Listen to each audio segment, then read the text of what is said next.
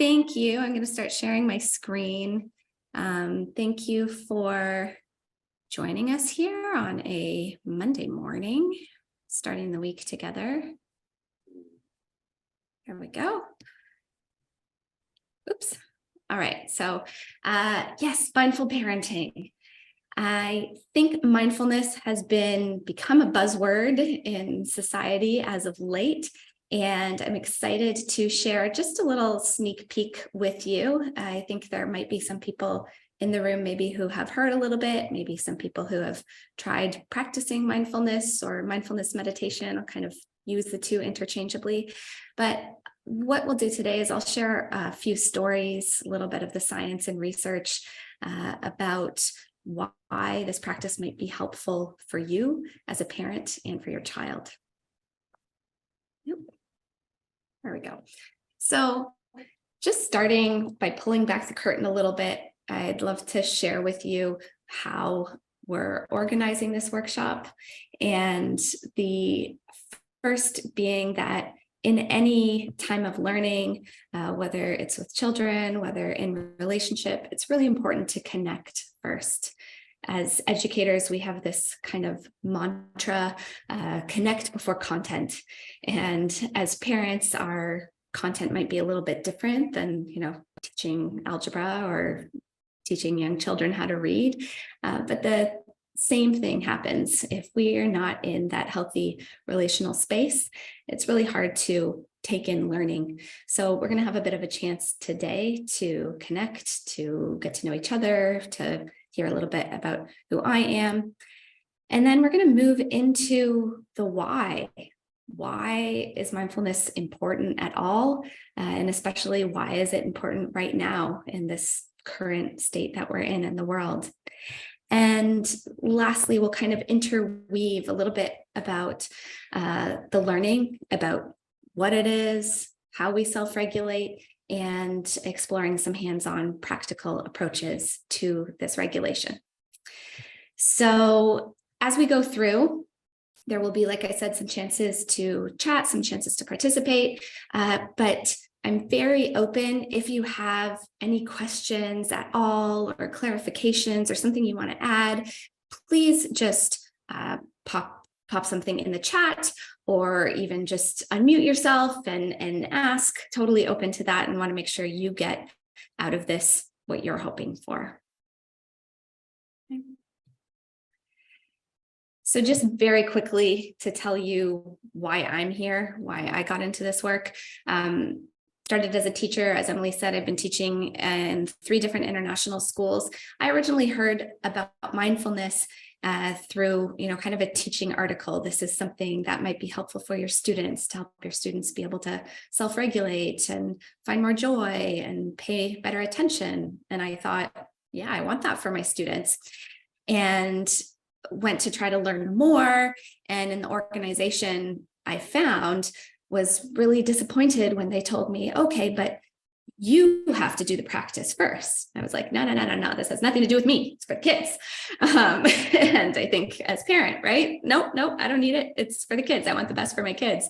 But in the end, I'm here today, and I am so glad that I was kind of really forced into this practice on my own, because it just stuck. And I started noticing changes in my own relationships and my own level of patience. And it was really hard and rocky to practice and try and find that quiet at first. And it's like 8 to 10 years later, and it still is, I'm not going to lie, but I've been sticking with it because I found it really powerful. And so from that, I brought the practices into the classroom. I was working with really young children, 5-year-olds, and seeing a lot of change and growth in students. And so I moved into, as you heard, wanting to study and learn even more. I did my master's in mindfulness for education. I'm doing a doctorate now in social emotional learning, where I focus on mindfulness as a foundation. And as much as I adore working with kids in class and after school, I really wanted to share all of this excitement with others. So that's why I'm here with you today and trying to teach and share some of these practices with parents and with teachers in the community. So hopefully you can catch a little bit of the enthusiasm from this next short hour. So as we're here today, like I said, it's a short time. Some of you, well, you're here, so hopefully you're interested in this topic, but also I realize that mindfulness can be a little bit of an out there topic. So I invite you to just try it on, okay? Some of the things that were there, try and see how it feels for you. Practice that self-focus. Again, often we're here and we're saying, you know, what can I do for my child, for my partner, for my friend? And it's a lot harder to focus on the self and care about the self. And so that's our second invitation for today. You'll have a chance to practice some mindful listening. We're going to go into a breakout room in a minute. And even when you're here, oftentimes we're super distracted, right? We're on our phone, we're checking our email, we're thinking about what comes next, what I need to do next. See if you can challenge yourself just to listen and just to be present here for this hour. And lastly, most difficult, just expect non-closure today.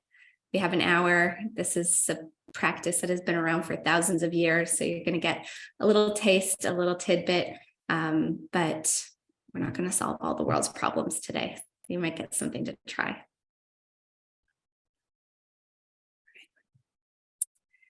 So starting with our chance to connect, you have been invited to bring a photo or a story of a moment where you experienced joy with your child. Don't panic if you didn't bring that. Hopefully you can have a minute here to think about just a small snapshot. It doesn't have to be a big, long story, but something that just pops into your mind of a time when you were with your child and you felt real joy. And so having that moment, whether you have a photo to share or just a story, either is fine.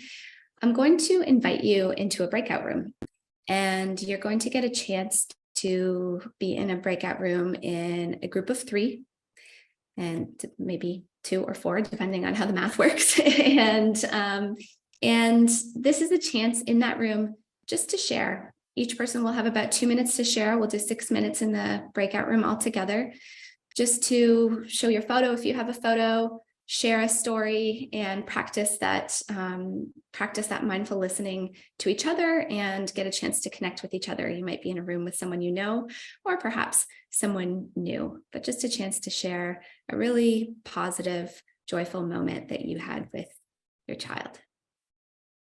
Kailyn, if I could interrupt a moment, I just saw some people disappear. I think breakout rooms are a little scary for some people. You don't have to turn on your camera if that's a barrier for you to participate. If you want to just unmute, if that would prevent you from being part of the breakout group, no pressure to do that. We would just love to have your voice, or if you just want to be in there and listen, that's okay too, but we don't want to lose you from the calls because of the breakout groups. And no pressure to share. Again, this is a chance to listen as well. Or if you wanted to share a little something in the chat, okay, this is totally what's most comfortable for you. Okay. Any questions or thoughts before we jump in there? Okay. Emily, do you want me to send out breakout rooms? Sure. I'll stay in the main room in case people rejoin or. Sure. Okay. Actually, it looks like we've got 8, so I'll do 2 groups of 4. Perfect.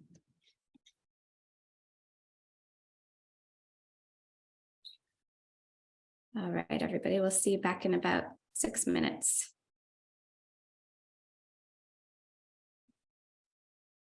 Now, thank you so much for taking that time to share. And I'm just going to drop into the chat a link, and I invite you to pop on there. This is called a Mentimeter. It's going to create a word cloud for us. And you can see the question there is, as you were sharing and as you were listening, what are 3 words that pop up for you? 3 words about maybe how you or others were feeling in these experiences with your children. So just take a second to pop 3 words into that, and then I'm going to share it on the screen for us to see what comes up. I'm going to share my screen so you can see what I can see as we're growing here. Happy and fun. A lot of people experiencing happy and fun, connected, engaged, joyful, thankful, observe, present, encourage, together, adventure, proud. Just reading these words makes me feel really wonderful. Content. We can see that happy in the middle. That means that many, many people have connected to that feeling, that happy, that joyful. Just take a minute to kind of revel in those positive feelings. We don't often spend time in this space. If it's there for us, oftentimes, we say, yes, thank you, we're glad, and then we hurry on to the next thing. So, and oftentimes when we're so on the move with our children, it's hard to remember these joyful, fun, proud, engaged moments. Thank you for taking that time. I'm looking for... So feel free to, I can see it's still moving a little bit, so feel free to keep sharing those stories as well. All right. Sorry. There we go. All right. So the next part, the kind of other side of the coin, if you will, is while we hold these joys, we might also think about the challenges that we're experiencing. And I invite you, if you want to share in the chat. Oh, thank you. I see Emily shared joyful, proud, and present in the chat as well. What are some of the challenges you might be experiencing as a parent right now? I can tell you, for me, as I said, for having 4 teenagers at home, it's quite a mixed bag. There's a lot of those joys, but with one of my partner's daughters, my stepdaughter, she's going through a lot right now. A lot of what you might say is, the kind of stereotypical teenage girl stuff, a lot of asserting independence, a lot of anxiety associated with social media and needing that social pressure. It's hard. Motivation is hard at our house. Doing anything other than Netflixing, it's a struggle. So normalizing those struggles. I do invite you, if you have anything in particular that you'd like to share in the chat, please do. I can guarantee that anything you share, there's at least one other person in this room that is feeling exactly the same way. So it helps us to know that we're not alone in feeling this way. Sometimes being a parent can feel quite siloed. Oh, thank you, Sayoko. Morning routines, getting ready on time. Yes. Finding those patterns and starting the day can be such a struggle. And it's hard to start the day in stress, right? Communication. This is huge. Knowing what they're actually doing with friends. I'm guessing, Elizabeth, you might have teenagers or older children as well. Siblings arguing with each other. Mm-hmm. Yeah, I'm nodding, and I bet the rest of us in this room are also nodding. These are all real, everyday things that there's no manual and no real one way to support our children, right? And so thank you, and feel free to keep writing, keep adding in there. One thing I just want us to stop and pause for a minute and to acknowledge this, that it's hard right now. Being a parent, there are so many joys, but it's also really hard. They don't tell you that before, most people talk about the joys because that's the stuff that keeps you going. But these routines happen every day, and it can be a struggle. And also, especially at this kind of moment in history, we all want to forget that we just went through 3 years of global, worldwide trauma, really. And it seems like everyone's just like full speed ahead, rushing back to normal, whatever that is. But our brains and our bodies remember. I was amazed. The other day I was watching a TV show, and they had a pandemic-like situation. I could feel my heart start beating faster. We're going back to normal, trying to just do what we used to do, but we're still healing. And I think one of the best studies to show this, there's this study out of Harvard that happened to be started. It's a long-term study that happened to be started before the pandemic, where researchers were kind of studying children's social emotional behaviors and family dynamics, and they were checking in with kids every year. And they started about 3 years before the pandemic. And as you might imagine, during the pandemic, everything got a little wonky, right? That they described a huge increase in household chaos, which I think we can all agree, all of our households, whatever that means for you, we all had that during the pandemic. A decrease in sort of what we would normally expect to find in developmental self-regulation behaviors that children just kind of normally grow in. There was a huge decrease in that during the pandemic. A huge decrease in parental well-being. Okay, and you might be thinking, well, yeah, of course, like everybody was having a really hard time then. But what's coming out now, as I said, it's a longitudinal study, is that those numbers haven't, just skyrocketed back to normal levels. We're still experiencing this disequilibrium, this household chaos. Children still aren't caught up to the sort of regulation that they might normally be at this developmental stage. Parents still are experiencing decreased well-being.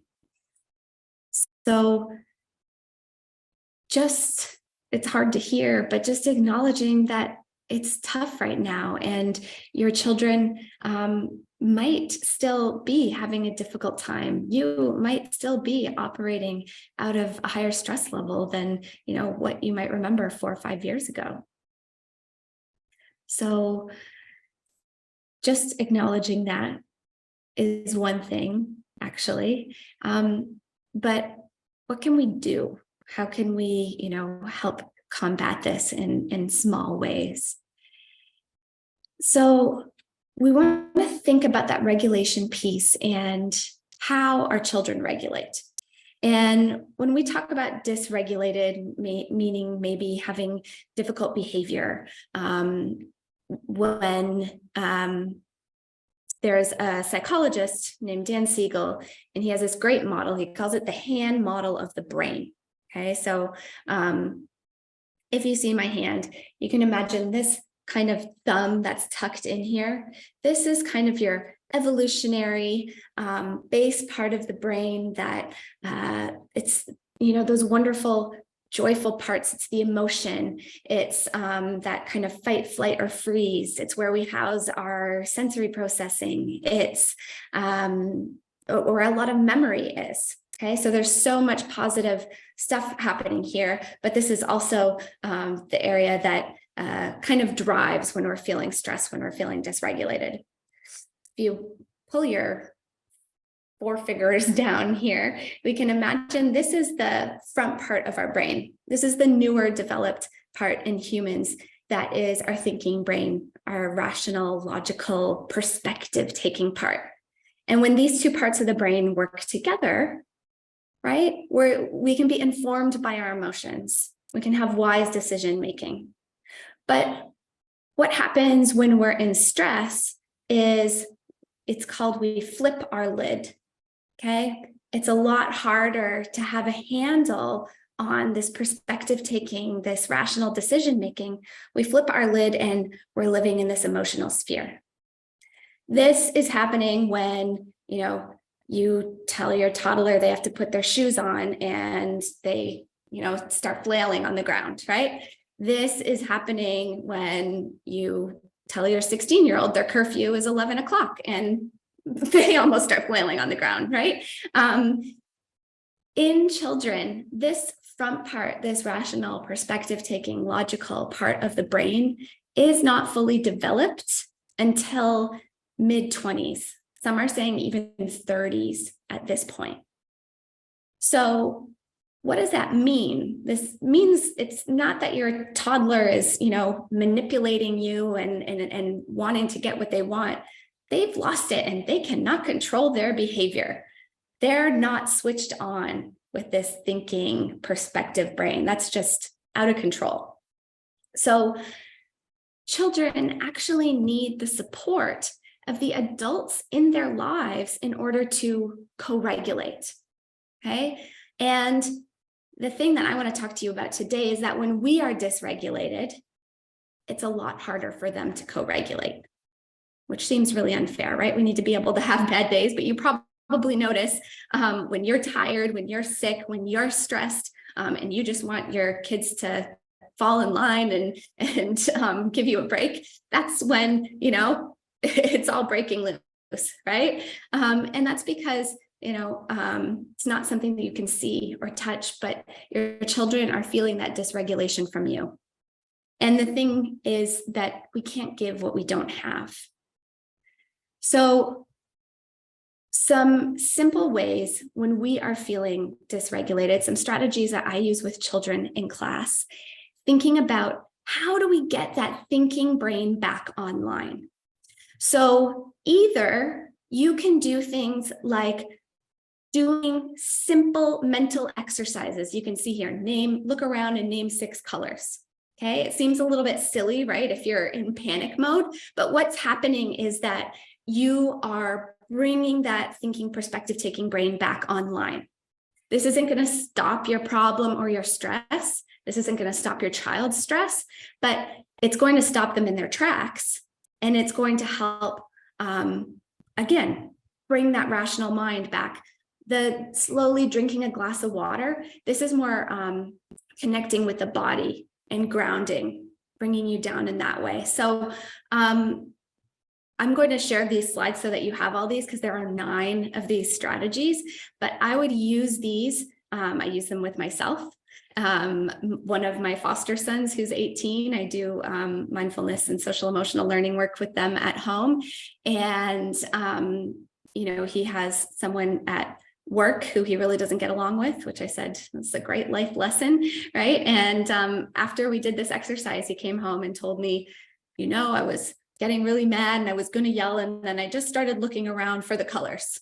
And it worked for him. It didn't stop him from being annoyed at his coworker, but it worked for him to be able to feel a little bit more settled and respond rather than reacting from a place of anger or upset.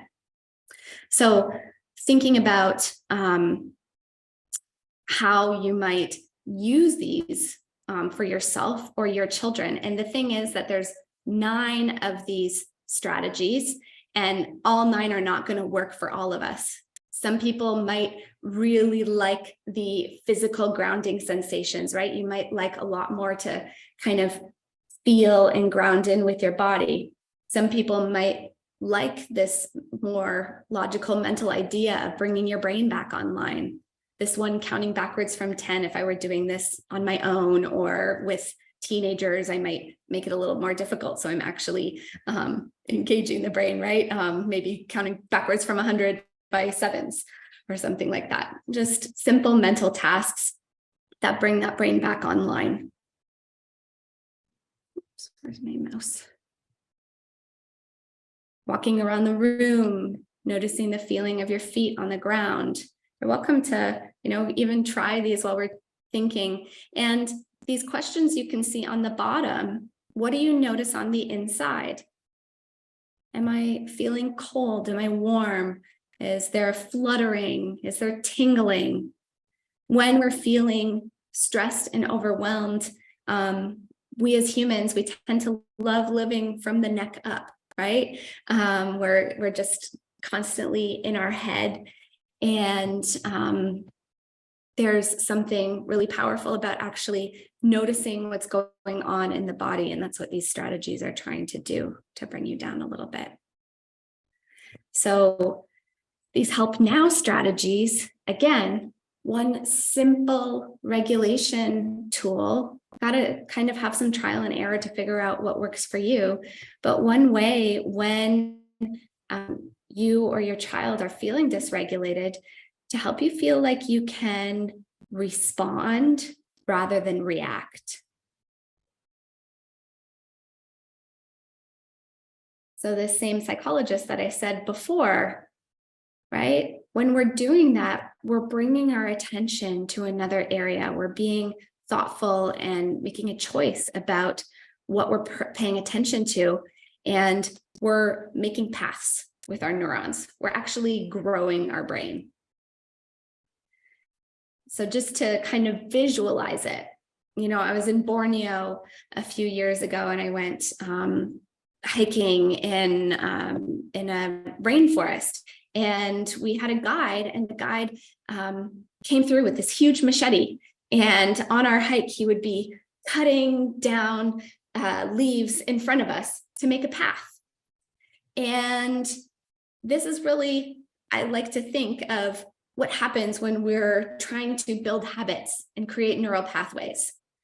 If, like me, I just went on that hike one day and did not follow that path the next day, the forest just starts to overgrow again. You wouldn't have known that anybody even walked there the day before. Whereas the more often you're kind of trotting down that path, you start to tamp down the grass and it starts to be this more well-trodden path. So in our brain, the more often we're doing something, the more connections develop, the faster the communication between our brain cells. Pretty soon we're forming habits. And we can think we have these habits now already, right? We have habits in the way we respond and react when we're under stress, the way we respond and react when we're feeling joyful. All of these are learned behaviors. And paying attention more mindfully, it's another possible way to learn behavior, a pathway that we can create and strengthen for ourselves, for our children. Like you just saw and experienced with those Help Now strategies, it's a new way to build a pathway that you can use when you're feeling great and when you're feeling stressed and overwhelmed. Okay, so I invited you to bring a glass of water, and if you have one, just go ahead and grab it. If you don't have one, that's okay. Just, grab something that has slight weight around you. And I'm just going to invite you to hold up both hands, right? Holding up one with water and one that's empty. And just as you're here, just kind of notice, what do you notice? Where is your attention drawn? What sensations are present? What's the difference between these two hands? You might be starting to feel heavy and sore in one, and maybe one just feels a lot lighter. And now I invite you to squeeze both of your hands. So squeeze one hand around whatever object you're holding and squeeze and tighten the other hand. And now notice, what's the difference? What are you feeling? What are the sensations? And gently let go. You're welcome to put your water down now if you want. I don't know. I think most of us, when you notice, when you squeeze, the difference starts to go away, right? We start to feel that tension and that pressure and that tightening in the hand that's not even holding anything. And what happens to us in our life when we're feeling stressed, when we're feeling overwhelmed, we have real burdens, you know, we're really holding things, but also we start to tighten around the things that cause us pain, that cause us worry. It's not possible to stop and to not have burdens and to not hold difficult things, right? But it is possible to choose how we're reacting and how we're responding around things that may or may not be even happening yet. And so being more mindful, knowing that what we pay attention to matters, helps to support that. We're not ignoring the pain or the frustration of holding up this glass, but we're also not missing out an opportunity to put it down because we're sitting there worrying so much that we're not seeing when we can relax and let go a little bit. We're also noticing that, yeah, holding that glass was hard, but now it's feeling more relaxed because we've let that tightness go. So what we pay attention to matters. And this is kind of the quintessential modern Western definition of mindfulness here from a guy named John Kabat-Zinn, who is the one who really brought kind of more Eastern practices into the States and Canada and the Western world. But how often do we do this? How often do we pay attention on purpose in the present moment? Those moments you had with your children, you were doing that. But so often we're more moving on to the next thing, right? We're acting like human doings instead of human beings. We're doing a lot to avoid being present. What do we do? Sometimes we're holding difficult things and we just ignore our feelings. We tell people we're doing fine. We soothe our difficult feelings with, you know, food or shopping or gossiping or other kinds of avoiding behaviors. We try to avoid being present by just being as busy as possible. And we do this with our children, right? What's the next thing and the next thing and the next thing? We go from school to soccer to science, barely a breath in between. And what might happen if we were to just put that cup down and allow ourselves to engage and be here in this present moment?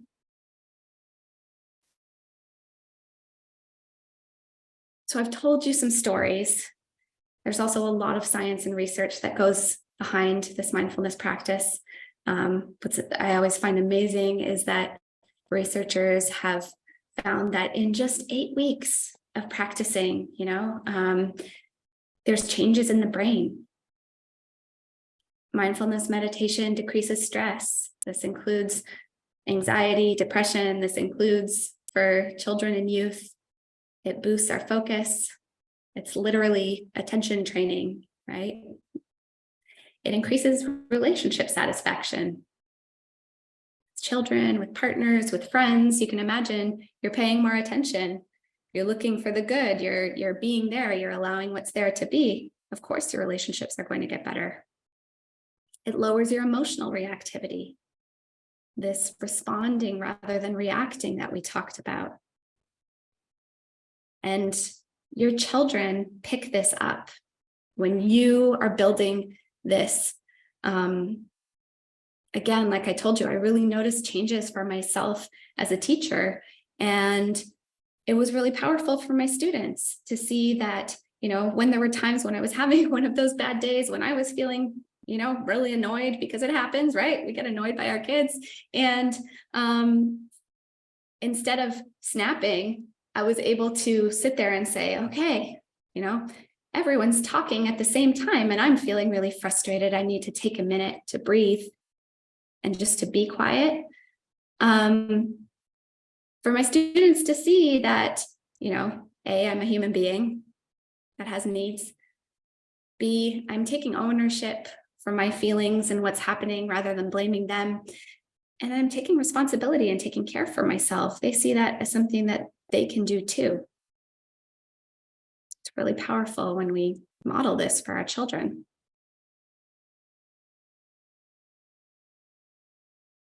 So just for a minute, I challenge you to sit.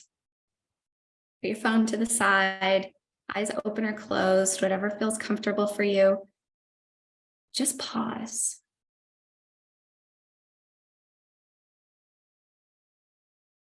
And bringing attention back. Thinking about what might it look like to insert some of these just intentional pauses into my day. Maybe as you're waiting for the elevator in the morning. Maybe as a whole family, taking 3 deep breaths before you open that doorknob to go out on your day. Maybe, the one moment you get a chance to be alone before you go to the bathroom. Take a pause. Thinking about how you can intentionally make space for centering, for grounding yourself during the day. So as the day goes on, you're not just getting tighter and tighter and tighter. You're checking in with you and with what you need. Because we need to allow ourselves to feel rooted when times get stormy. And if we are feeling more rooted, this helps our children to feel more rooted, to find balance. If we are able to practice making a habit of presence, if we can't do this, if we can't be there and allow what's happening, how are we expecting our children to do it? And also remembering that nothing lasts forever. Every storm runs out of rain at some point. So we don't have to be perfect. No one is. But if we learn that it's okay to have strong feelings, that there are also ways to help us stay present with this, to not flip our lids, or when we flip our lids, to gently close it back, right? This can be really empowering. So it's a practice. You are able to recognize those real challenges, but also to remember to connect so that you're able to hold those joyful, engaged, present, proud moments. This is something that we were never taught to do as children. Most of us, the 99%, I think, weren't actually taught this as children. But it's a wildly necessary practice for our health and well-being. And just like any muscle, the more we work out, the stronger it's going to get. So just to finish, for anybody who's interested, if you found that pause to be helpful, if you're curious, there's millions out there, but these are some great apps that I love that can give you some great beginner meditations. When I started with trying 5 minutes a day and just, slowly moved up and down as life was helpful. They also have children's ones on here. So you're able to find some that you might be able to do with your kiddos as well. And yeah. So just to finish, I have left only 5 minutes for questions or comments, but I hope that this has been helpful or interesting for you. But this is my contact info. If you have any questions or are looking for resources or any information, please, please, please don't hesitate to reach out, because I could talk about this stuff all day. And as I said, I think it's really powerful tool for parents and for children to be able to just enjoy life a little bit more every day. So thank you so much for spending your time. And we do have some time if anybody would like to ask anything or share anything.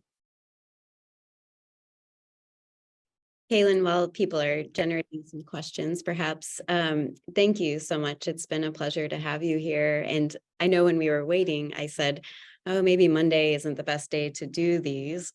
But in fact, I think this topic was a great way to start the week and just real refreshing and help set our mindset for the week ahead. So I appreciate that.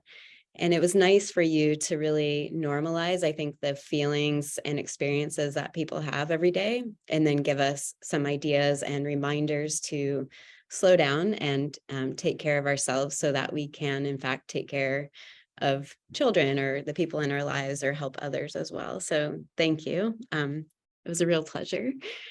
And I don't know if anyone has questions, but one I was wondering about, and you don't have to answer it now, but maybe if you send the slideshow, I'm sure there are parents wondering, you gave apps, which I think is terrific. If there are any books or websites that you feel are wonderful resources that maybe people could just pop into and check out, I would appreciate if you had any recommendations, if you shared those with us. Sure. Yeah, I will. Chat go. I'll generate a list, but one that I spoke a little bit about Dan Siegel. He's the flip your lid guy, and he has this great book. I'll write it in the chat, called The Whole Brain Child. That it's not. It's attention based. It's not necessarily mindfulness meditation, but it connects really well. And he also has,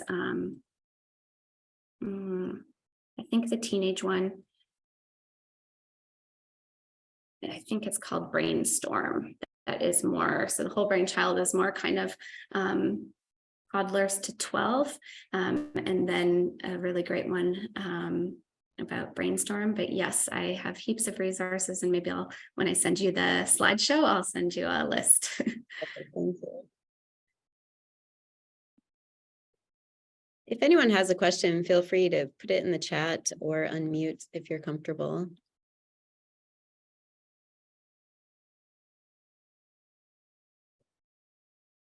Practicing my wait time. If you think of questions afterwards, I'm sure Kailyn wouldn't mind answering those, but I will share out any resources she sends to me with the group that was here today. And please encourage friends to watch the recording online.